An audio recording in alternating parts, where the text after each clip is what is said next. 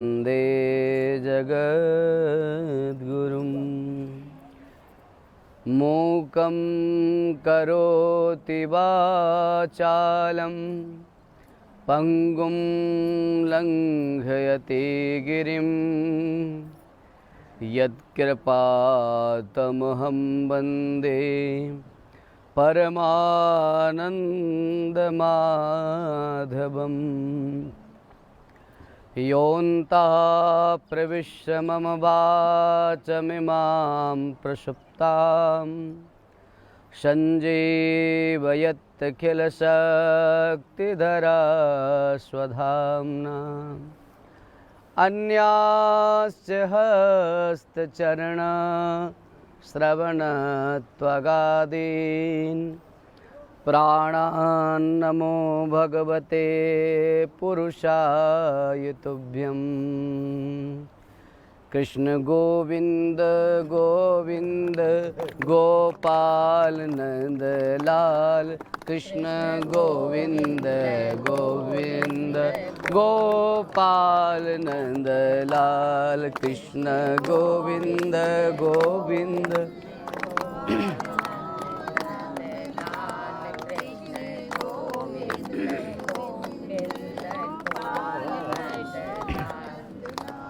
कृष्ण गोविंद गोविंद गोपाल नंद लाल, कृष्ण गोविंद गोविंद गोपाल नंद लाल, कृष्ण गोविंद गोविंद गोपाल नंद लाल, कृष्ण गोविंद गोविंद गोपाल नंद। हे गोपाल नंद लाल, हे गोपाल नंद लाल, हे गोपाल नंद लाल, हे गोपाल नंद लाल, हे गोपाल नंद लाल, हे गोपाल नंद लाल, हे गोपाल नंद लाल, हे गोपाल नंद लाल। कृष्ण गोविंद गोविंद, कृष्ण गोविंद गोविंद गोपाल नंद लाल, कृष्ण गोविंद गोविंद गोपाल नंद लाल, कृष्ण गोविंद गोविंद गोपाल नंद लाल, कृष्ण गोविंद गोविंद गोपाल नंद लाल। हे गोपाल नंद लाल, हे गोपाल नंद लाल, हे गोपाल नंद लाल, हे गोपाल नंद लाल, हे गोपाल नंद लाल, हे गोपाल नंद लाल, हे गोपाल नंद लाल, हे गोपाल नंद लाल। कृष्ण गोविंद गोविंद, कृष्ण गोविंद गोविंद गोपाल नंद लाल, कृष्ण गोविंद गोविंद गोपाल नंद लाल, कृष्ण गोविंद गोविंद गोपाल नंद लाल, कृष्ण गोविंद गोविंद गोपाल नंद लाल। वृंदावन बिहारी लाल की जय, गंगे मैया की जय। हर हर गंगे, हर हर गंगे, हर हर गंगे।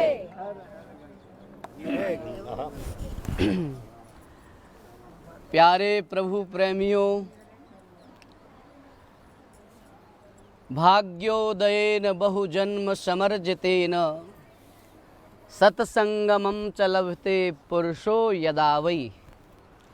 अज्ञान हेतुकृत मोह मदांधकार नाशं विधाय हि ततो दयते विवेकः। श्रीमद् भागवत के पद्म पुराणोक्त महात्म्य में यह श्लोक आया है, भाग्योदयेन बहुजन्म समर्जितेन। एक जन्म में नहीं, अनेकानेक जन्मों के जो समर्जित हमारे द्वारा अर्जित शुभ कर्म हैं, उन शुभ कर्मों के फलस्वरूप हमको सत्संग मिलता है। इस संसार में सब कुछ सुलभ है, मात्र सत्संग दुर्लभ है। तात मिले, मात मिले, पुनीतात मिले, सुत भ्रात मिले, जुबती सुखदाई। राज मिले, गजबाज मिले, सब साज मिले, मन वांछित पाई। लोक मिले, विधि लोक मिले, सुरलोक मिले, बैकुंठ जाई। सुंदर और मिलहि सबही, एक संत समागम दुर्लभ भाई। सबसे ज़्यादा दुर्लभ है सत्संग। आइए तो आज हम थोड़े समय के लिए समझें कि सत्संग है क्या। सत्संग कहते किसे हैं, सत्संग की परिभाषा क्या है। जिस सत्संग की महिमा गाते हुए रामचरितमानस में भी एक पंक्ति कही गई है, तात स्वर्ग अपवर्ग सुख, धैर्य तुलायक अंग, तुलनता ही सकल मिली, जो सुख लव सत्संग।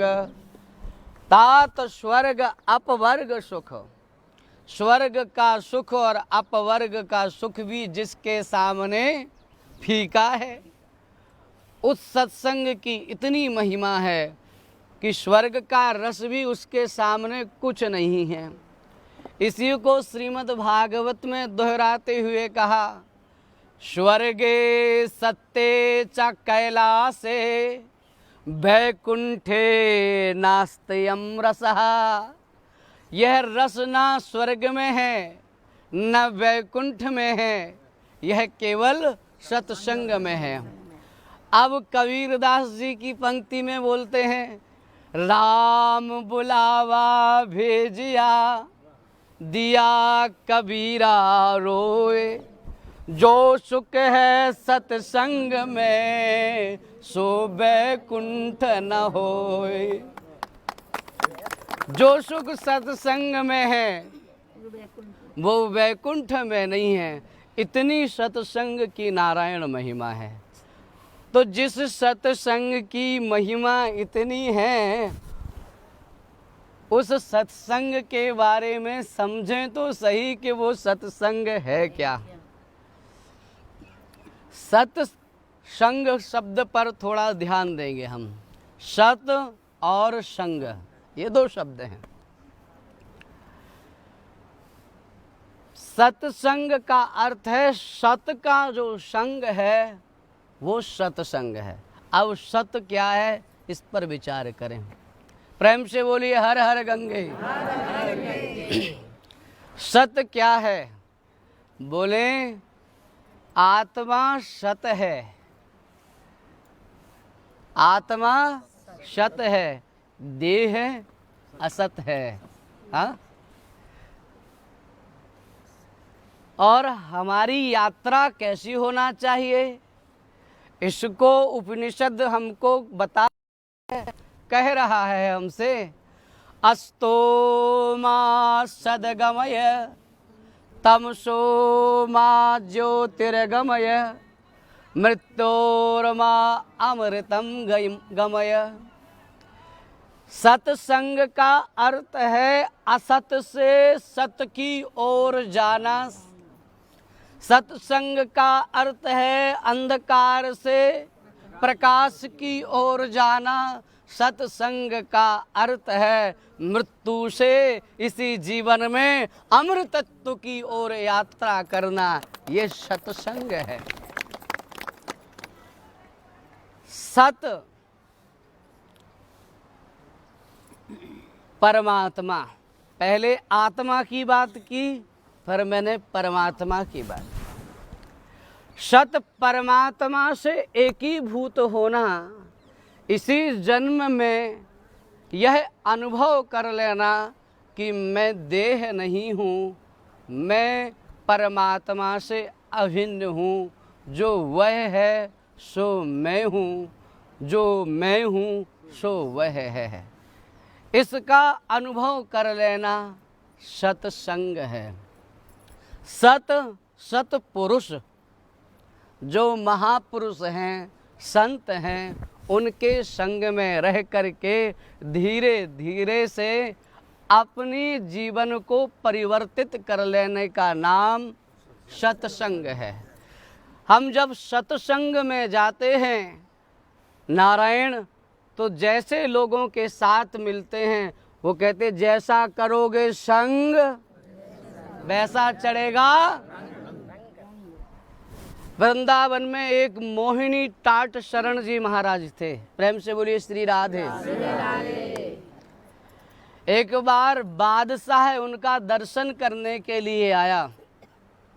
तानसेन जी महाराज के जो गुरु थे, इतने अच्छे संगीतज्ञ थे कि तानसेन से अकबर ने पूछा कि जब तुम इतना अच्छा संगीत तुम्हारा है तो तुम्हारे गुरुदेव का हम दर्शन करना चाहते हैं। उस समय रसिक परंपरा के स्वामी टाट शरण जी महाराज वहाँ विराजते थे निधिवन राज्य में।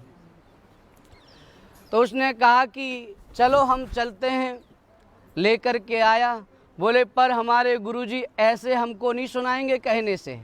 बोले कैसे सुनाएंगे? मैं जानबूझ करके राग गलत गाऊंगा। हाँ, मैं जानबूझ करके राग गलत गाऊंगा, और जब गलत गाऊंगा तब बोलेंगे हे कैसे गा रहा है, तब डांटेंगे मुझको और कहेंगे कि तुमको ठीक से गाना चाहिए।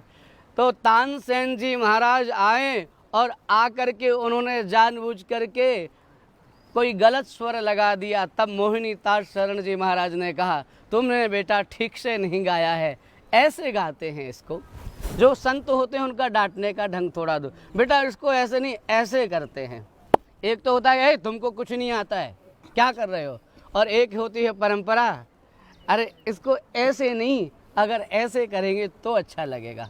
तो उसमें व्यक्ति का सम्मान भी बना रहता है और बात भी उसको समझ में आ जाती है। यही तो बोलने का ढंग है। बोलिए तो ऐसे बोलिए कि सांप भी मर जाए और लाठी भी ना टूटे। दोनों ने कहा कि ठीक से नहीं गा रहे हो बेटा, इसको ऐसे गाते हैं। तो गुरुदेव आप ही कृपा करके सुना दीजिए। उन्होंने सुंदर गाया। उनके गायन को सुनकर के अकबर मुग्ध हो गया। बोले मैं बादशाह हूँ, मुझसे जो मांगना चाहो वो मांग लो। बोले तुम कहाँ के, कौन सी रियासत के राजा हो? बोले मैं दिल्ली का हूँ, अभी इस समय तो पूरे भारत में है। बोले तू तो पूरे भारत का है, मैं पूरे जो विश्व ब्रह्मांड का है उससे नहीं मांगता हूँ, तुझसे क्या मांगूंगा? जो पूरे विश्व ब्रह्मांड का राजा है उससे नहीं मांगता हूँ तो मैं तुझसे क्या मांगूंगा? उन्होंने कहा फिर भी आप मुझे कुछ आदेश करिए। तो बोले आदेश तेरे लिए एक ही है, एक आदेश है तुझे कि आज के बाद मेरे पास मत आना। आज के बाद मेरे पास मत आइयो। अकबर ने कहा क्यों? बोले देख तू बादशाह है, मैं फकीर हूँ। तेरा रंग मुझ पे चढ़ गया तो मेरा सब चौपट, और मेरा रंग तुझ पे चढ़ गया तो तेरा सब चौपट। तू तेरी दुनिया में रहे, मुझे मेरी दुनिया में रहने दे।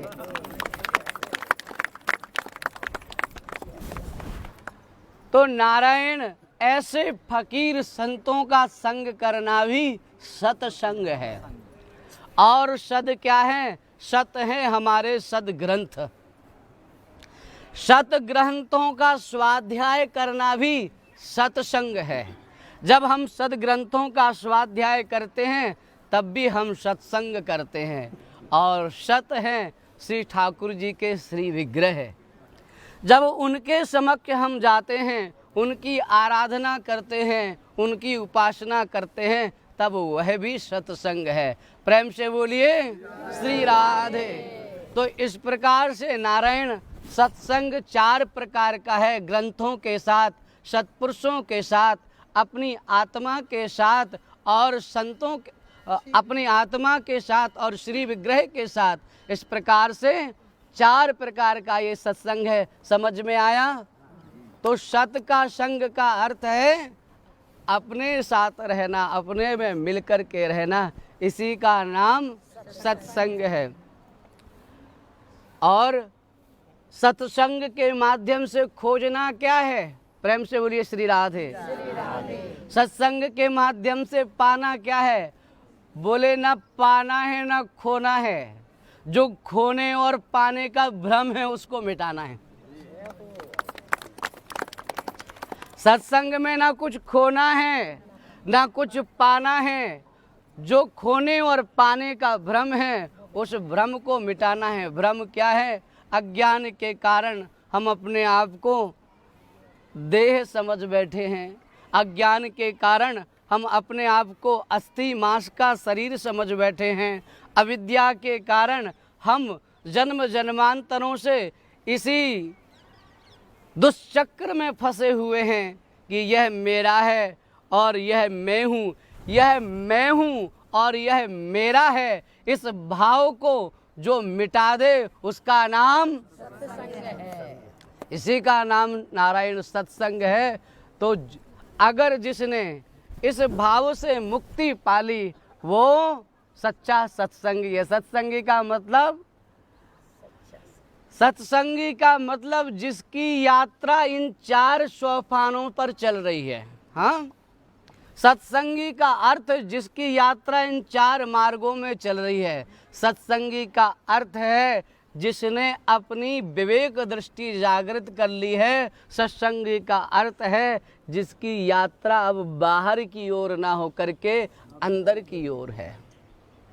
संसारी वह है जो बाहर सुख खोज रहा है और सत्संगी वह है जिसने यह जान लिया है कि बाहर दुनिया में कहीं सुख नहीं है, सुख है तो वो अंदर है। जब तक अंदर की ओर लौटेंगे नहीं तब तक जीवन में सच्चा सुख मिलेगा नहीं। हर हर हर हर हर हर वृंदावन बिहारी लाल की जय।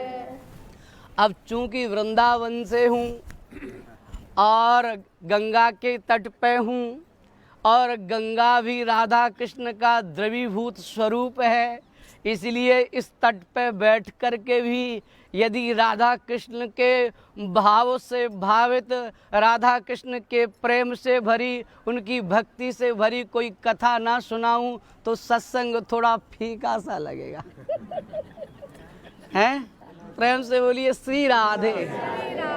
अरे जब तक मिश्री सी रसीली राधा रानी को नाम जेहबा पे ना आवे तब तक तो मिठास वृंदावन वालों को। तो एक बार बोलते हैं राधे राधे बोलो श्याम दौड़े चले आएंगे। हरि बोल। हे राधे राधे बोलो श्याम दौड़े चले आएंगे। राधे राधे बोलो श्याम दौड़े चले आएंगे। अरे दौड़े चले आए लल्ला दौड़े चले आएंगे। दौड़े चले आए लल्ला दौड़े चले आएंगे। ये दौड़े चले आए लल्ला दौड़े चले आएंगे।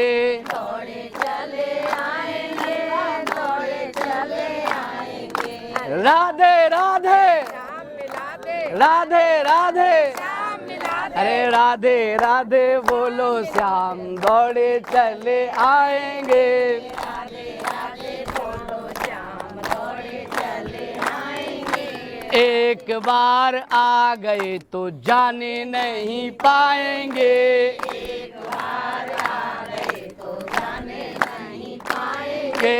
एक बार आ गए तो जाने नहीं पाएंगे। एक बार आ गए तो जाने नहीं पाएंगे। राधे राधे बोलो श्याम दौड़े चले आएंगे। राधे राधे बोलो श्याम दौड़े चले आएंगे। राधे राधे बोलो श्याम दौड़े चले आएंगे। राधे राधे बोलो श्याम दौड़े चले आएंगे। दौड़े चले आए लल्ला, दौड़े चले आएंगे, दौड़े चले आएंगे, दौड़े चले आएंगे। अरे दौड़े चले आए लल्ला, दौड़े चले आएंगे, दौड़े चले आएंगे, हरि बोल। दौड़े चले आएंगे। हे राधे राधे बोलो श्याम, दौड़े चले आएंगे, राधे राधे बोलो श्याम, दौड़े चले आएंगे, राधे राधे बोलो श्याम, दौड़े चले आएंगे, राधे राधे बोलो श्याम, दौड़े चले आएंगे, दौड़े चले आएंगे, दौड़े चले आएंगे। वृंदावन बिहारी लाल की जय, श्यामा श्याम की जय। तो हमने कहा आपसे कि जब तक श्री ठाकुर जी के कुछ भाव का दर्शन ना हो तब तक तो कथा का स्वाद ही नहीं आता है। तो हम आपको एक छोटी सी कथा बिल्कुल जो भाव से भरी हुई है उसको भी, कि श्री ठाकुर जी कैसे भाव का निर्वाह करते हैं। यदि कोई श्री ठाकुर जी से संबंध बना लेवे है, ठाकुर जी को अपनों मानवे लग जाए कि श्री ठाकुर जी हमारे हैं और हम श्री ठाकुर जी के हैं। यूँ तो गोस्वामी जी महाराज कहते हैं और भगवान के श्री मुख का भी ये वचन है, तो ही मोहि नाते अनेक, हाँ, तो ही मोहि नाते अनेक, मानिए जो भावे, तेरे मेरे अनेक रिश्ते हैं। जिस रिश्ते के माध्यम से तुम्हारा भगवान की ओर तुम्हारा मन बन जाए, तुम्हारी गति हो जाए, उस भाव से श्री ठाकुर जी को रिझा लेना चाहिए। जिस भाव से श्री ठाकुर जी के साथ हमारा एक संबंध अवश्य होना चाहिए। प्रेम से बोलिए श्री राधे।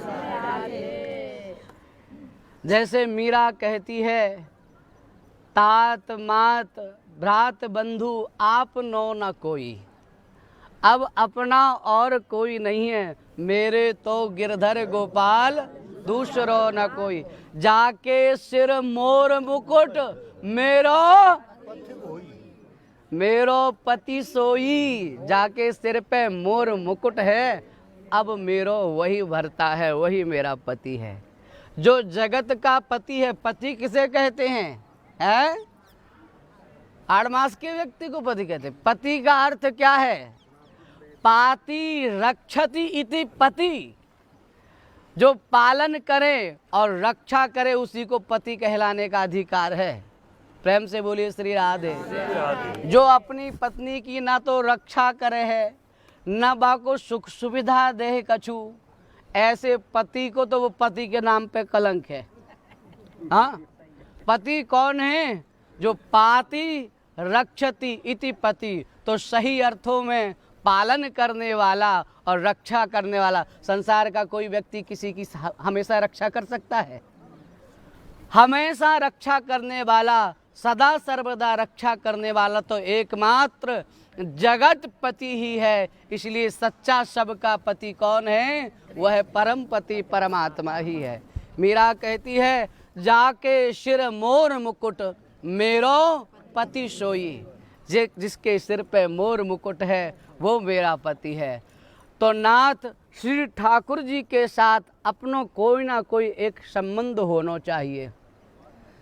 चाहे वह उनको सखा बना लो, चाहे उनको अपना गुरु बना लो, चाहे उनको अपना भाई बना लो, चाहे आप उनको अपना स्वामी बना लो। जिस भाव से श्री ठाकुर जी की सेवा आपसे हो जाए उस भाव के साथ, और चाहे तो उनको अपना पुत्र बना लो, हाँ, अपना लल्ला बना लो और लाल बना करके उनकी सेवा करो, उस सेवा से भी वो प्रसन्न हो जाते हैं। प्रेम से बोलिए श्री राधे। इस भाव से भी श्री ठाकुर जी की सेवा की जा सकती है।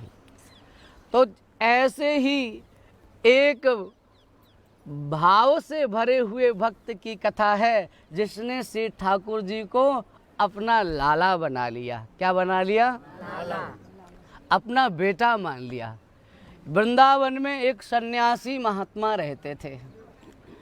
सन्यासी महात्मा के मन में एक दिन विचार आया कि मैं जब मरूंगा, अब वैसे सन्यासियों के मन में इस प्रकार की भावना नहीं आती है, पर आ गई कि मरूंगा तो मेरा संस्कार वगैरह कैसे कौन करेगा, क्या होगा, मेरा तो कोई शिष्य भी नहीं है।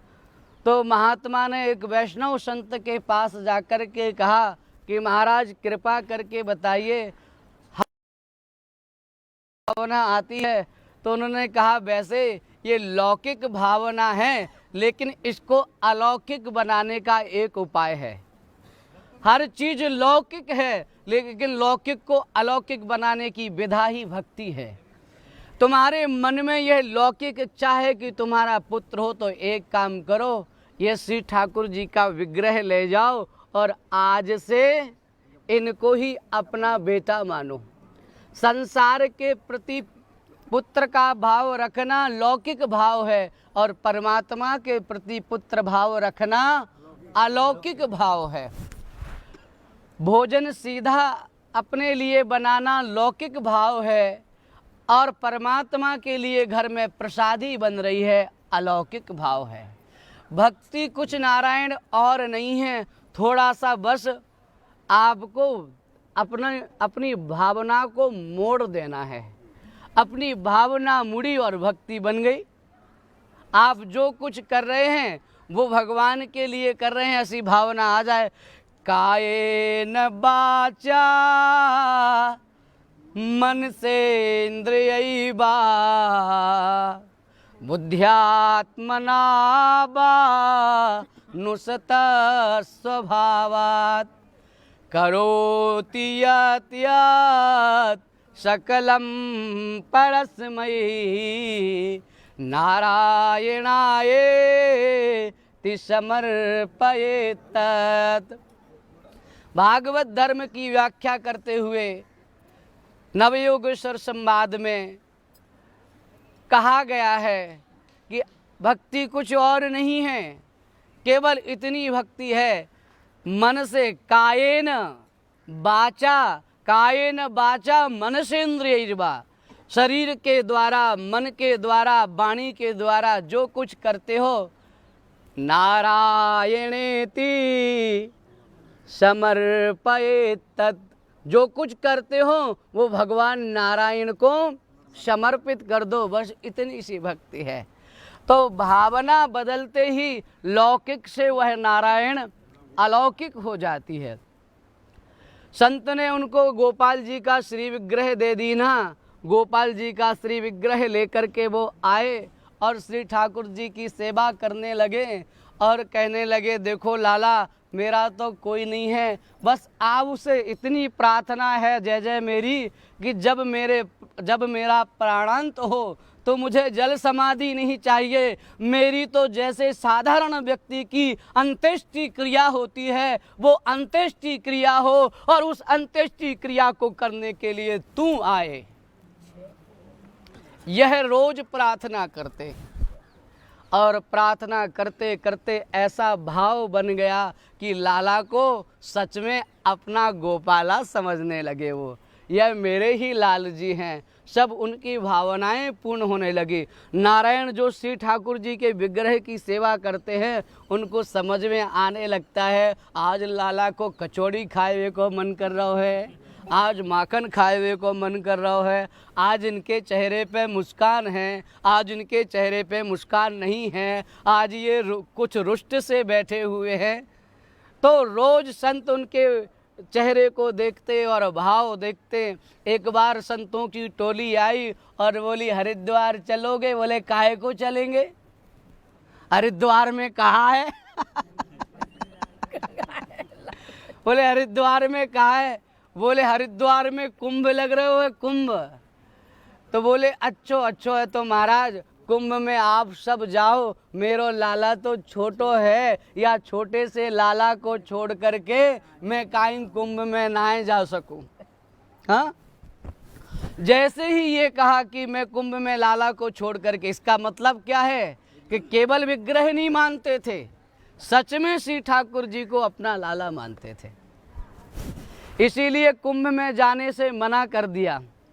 अब नारायण जब सब संत कुंभ में चले गए और ये अकेले रह गए, कुछ समय व्यतीत हुआ, 2, 4, 10, 15 दिन के बाद बाबा की कुटिया के किवाड़ जब नाई खुले तो आसपास के लोगों ने आकर के देखा, बोले भैया बाबा की कोई खबर नाई मिली है, बहुत दिन है गए हैं, जाकर के पतो तो करो, बाबा दिख ना रहे हुए। रोज तो आरती की आवाज़ आती थी, अपने भावों को वो जोर जोर से बोलते थे, उसकी आवाज़ आती थी। 4, 6, 10 दिन से कोई आवाज़ ना सुनाई दे रही है, जरा देखो तो सही। जाकर के देखा लोगों ने, दरवाजे पे थोड़ा सा हाथ दिया, दरवाज़ा खुल गया और देखा तो बाबा श्री ठाकुर जी के श्री विग्रह के सामने ही उनका शरीर छूट गया है। इतना समय व्यतीत होने के बाद भी शरीर में किसी भी प्रकार की कोई दुर्गंध नहीं। हाँ, नारायण भगवान की आराधना करने वाले व्यक्ति के शरीर में भी एक दिव्यता आ जाती है। अरे दिव्यता क्या आती है? या अनुरागी चित्त की गति समझे नहीं कोई, और ज्यों ज्यों डूबे श्याम रंग त्यों त्यों उज्ज्वल होए। इस श्याम रंग में डूबने वाला, ये जो श्याम रंग की उपासना करने वाला है, जो श्याम रंग की उपासना करता है वो काला नहीं होता है, वो तो और गोरा हो जाता है। आपको पता है श्री किशोरी जी इतनी गोरी क्यों है? क्योंकि वो कृष्ण की प्रेम से बोलिए राधे राधे राधे। क्यों इतनी गोरी हैं? क्योंकि वो श्याम रंग में डूबी हुई हैं। मैं निवेदन कर रहा था, बाबा का शरीर वैसा का वैसा ही था, उसमें कोई परिवर्तन नहीं किसी भी प्रकार का, वैसे ही वो दिख रहे थे। पास के लोगों ने, ब्रजवासियों ने सोचा चलो ले चलते हैं, जिनको कोई है जाए, तो यमुना के तट पर ले गए नारायण और ले जा कर के जल समाधि देने की तैयारी की। इतने में किसी ने आकर के कहा, अरे तुमको पता नहीं, बाबा की इच्छा थी कि इनका अंत्येष्टि संस्कार हो, इसलिए तुम लोग करो या ना करो, इनका अंत्येष्टि क्रिया तो मैं करूँगा, तुम्हारा मन बने या ना बने, पर जब इनकी इच्छा थी तो इनकी इच्छा के विरुद्ध नहीं होगा, भले ये सन्यासी है। तो बढ़िया अंत्येष्टि की तैयारी की गई और वो सज्जन नारायण अंत्येष्टि क्रिया करने के लिए तत्पर हुए। इतने में दौड़ता हुआ एक बालक आया और आकर के बोला, रुको रुको, ये मेरे दादाजी हैं, इनकी अंत्येष्टि क्रिया करने का अधिकार मुझे है। और उसने अंत्येष्टि क्रिया की और अंत्येष्टि क्रिया करके वो कहाँ गया कुछ पता नहीं लगा, क्योंकि वो आया ही वही था जिसको बुलाया था। साक्षात श्री ठाकुर जी अंत्येष्टि क्रिया करने के लिए पधारे। नारायण तुम्हारा पुत्र समय पे चूक जाएगा, अमेरिका और लंदन में है, तो कह देगा कि जो करना है सो कर दो, बाद में देख लेंगे। श्री ठाकुर जी के साथ जिसने एक बार भाव से संबंध बना लिया, दुनिया के लोग चूक जाएं पर ये समय पे आने पर नहीं चूकता है। द्रौपदी ने पुकारा था, प्रभु रक्षा करो हमारी, उसी समय सारी है कि नारी है, सारी बीच सारी है कि सारी की ही नारी है, कुछ पता नहीं लगा क्यों समय पर पहुंच गए। गज ने पुकारा था, समय पे पहुंच गए। जब जब जिसने पुकारा प्रेम से प्रभु समय पे पहुंच गए। उनके पहुंचने में कोई विलंब नहीं होता है, हमारे पुकारने में ही कमी है, हमारे पुकारने में ही कमी है, हमारे पुकारने में विलंब है। एक बार सच्चे हृदय से हम श्री ठाकुर जी को पुकारें तो आज भी श्री ठाकुर जी आते हैं, आज भी श्री ठाकुर जी दिखते हैं। लेकिन उनको देखने के लिए, अरे देखन को घनश्याम की मूरत, घनश्याम की मूरत को देखने के लिए, देखवे को घनश्याम की मूरत, चाहिए सूर्य सी आंधिरी आँखें। श्री ठाकुर जी के उस दिव्य दर्शन करने के लिए सूर्य जैसी अंधी आंख चाहिए, वो तो सूर्य ही कोई देख सकता है। नारायण श्री ठाकुर जी भाव का निर्वाह करते हैं, इसलिए एक ना एक संबंध के द्वारा उनकी आराधना उपासना करना चाहिए। यही मेरा आज का भाव है। कल पुनः 7 बजे, मैं तो कहता हूँ थोड़ा पहले, थोड़ी धूप कम हो जाएगी तो 7 बजे, या हो सकेगा मैं 5 मिनट 10 मिनट पहले भी आ जाऊँगा, और आकर के पुनः कल फिर हम मिल कर के इस गंगा के तट पर बैठ कर के अपने एक एक क्षण को सार्थक कर रहे हैं। माँ गंगा साक्षी है, इस तट पे लिया हुआ जो भगवान का नाम है वो असंख्य गुना फल देने वाला है। माँ जगत जननी उनका आदि भौतिक दिव्य विग्रह है, जिसका जल बिंदु पान करके अधम से अधम व्यक्ति पावन हो जाता है। उस माँ की गोद में बैठ करके हम भगवान का गुणानुवाद कर रहे हैं। निश्चित रूप से हमारी आवाज़ गोविंद तक पहुँचेगी। इसी भाव से भर करके हम आज के सत्संग को समापन करें। उस आप सबका बहुत बहुत आभार। आप ऐसी धूप में बैठ करके एकाग्रता से, प्रसन्नता से मेरी तोतली वाणी को सुनते हैं, और सुनते ही नहीं उसकी प्रशंसा करते हैं। हम आपके बहुत बहुत आभारी हैं। सच में सुनाने वाला बड़ा नहीं, सुनने वाला बड़ा है। सुनाने के लिए तो सब तैयार बैठे हैं, सुनने के लिए कोई तैयार नहीं होता है। ऐसे में जो अपने लोगों के यहाँ सबसे बड़ी समस्या, महाराज ये हमारी सुनते नहीं हैं, पर महाराज की सब सुन लेते हैं, इसलिए बड़ी बड़ी कृपा है आपकी सबकी।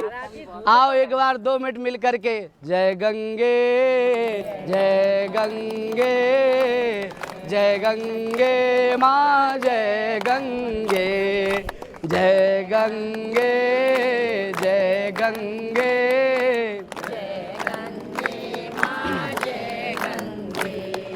जय गंगे जय। हाथ उठा करके प्रेम से जय गंगे माँ जय गंगे जय गंगे जय गंगे जय गंगे माँ जय गंगे जय गंगे माँ जय गंगे जय गंगे माँ जय गंगे जय गंगे माँ जय गंगे जय गंगे माँ जय गंगे जय गंगे माँ जय गंगे जय गंगे माँ जय गंगे मुक्तिदायिनी जय गंगे दायिनी जय गंगे गंगे मुक्तिदायिनी जय गंगे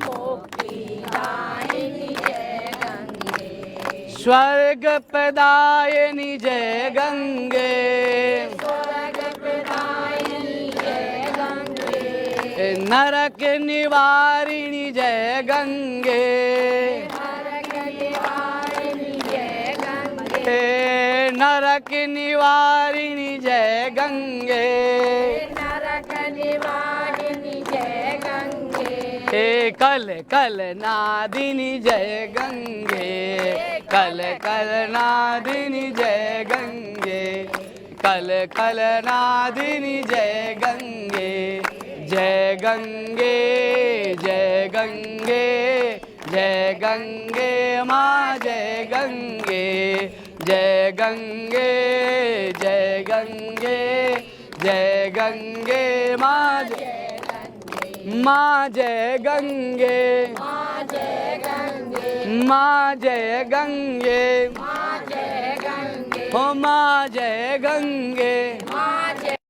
गे माँ जय गंगे माँ जय गंगे जय जय गंगे जय जय गंगे गे जय जय गंगे जय जय गंगे गे जय गंगे जय गंगे जय गंगे माँ जय गंगे जय गंगे माँ जय गंगे जय गंगे माँ जय गंगे। देखो ये आपका नाम क्या है? कृष्णकांत। आहा, नाम भी इनका कृष्णकांत है। अब जब साक्षात भगवान कृष्णकांत यहाँ बैठे हुए, दूर बैठे हुए थे, बोले महाराज सत्संग तो ठीक है, लेकिन सूरज भगवान आपका मुख नहीं देखने दे रहे हैं। हमें तो कुछ ऐसी व्यवस्था करो कि आपका मुख दिखने लग जाए। तो हमने इनको बगल में बैठा लिया, तो अब ये हमारा मुख नहीं सामने देख रहे हैं। वहाँ से आँखों को सूर्य बंद कर रहा। अच्छा अच्छा, हाँ, साफ दिख रहा। श्री राधे।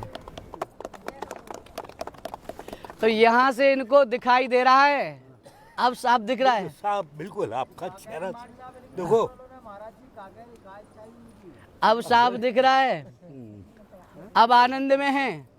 तो हाथ उठाइए और बोलिए जय गंगे माँ जय गंगे, जय गंगे माँ जय, जय गंगे माँ जय गंगे, जय गंगे माँ जय गंगे, जय गंगे माँ जय गंगे, जय गंगे माँ जय गंगे, शिव सिरवासिनी जय गंगे, शिव सिरवासिनी जय गंगे, हे शिव सिरवासिनी जय गंगे, शिव सिरवासिनी जय गंगे, त्रिपथ गामिनी जय गंगे, त्रिपथ गामिनी गंगे, जय गंगे जय गंगे, जय गंगे माँ जय गंगे, जय गंगे जय गंगे, जय गंगे माँ जय गंगे। गंगे मैया की हर हर हर हर हर हर नमः पार्वती पतये, हर हर हर महादेव हर। भूख तो नहीं लगती महाराज। श्री राधे। आपका इतना बड़ा आभार है कि मेरा एक क्वेश्चन है, हाँ बताइए। पूजा क्यों करनी चाहिए, किसकी करनी चाहिए, कब करनी चाहिए और कैसे करनी चाहिए? कल का प्रश्न है भैया, पूजा क्यों करना चाहिए, कैसे करना चाहिए और किसकी करना चाहिए। इस प्रश्न का समाधान ये कह रहे 4 दिन से चल रहा है। तो इस 4 दिन से चलने वाले 4 प्रकार के प्रश्न का समाधान कल के सत्संग सत्र में होगा। वृंदावन बिहारी लाल की जय।